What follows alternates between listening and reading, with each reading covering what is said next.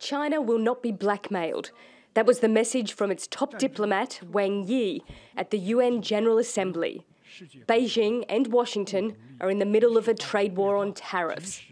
China wants free trade. International trade is complementary and win-win by nature. It should not be a zero-sum game in which one gains at the expense of others, and no one should be allowed to place its own interest above the interest of others. Protectionism will only hurt oneself, and unilateral moves will bring damage to all. The other big division between China and the US is on North Korea. Beijing and Moscow want an easing of sanctions. The US says not yet. Also on Friday, Russia's foreign minister urged the US to rejoin the Iran nuclear deal. And on Syria, Sergei Lavrov said refugees should start to return home. Russia's military support for the Syrian regime has allowed it to regain control of large parts of the country.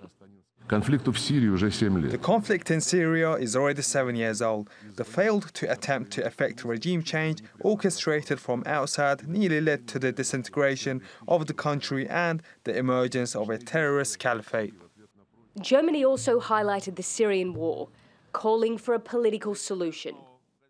Nirgendwo wird uns die Krise des Multilateralismus. Nowhere is the crisis of multilateralism more painfully evident than in Syria. The civil war has long since turned into a widespread regional conflict with further potential for escalation in an already ravaged region. UN General Assembly ends on Saturday, and so far almost every country has defended multilateralism, except for US President Donald Trump. He used the world's largest gathering of leaders to say that the US plans to go it alone, preferring patriotism over globalism. It left delegates stunned and the US isolated. President Trump didn't seem to notice.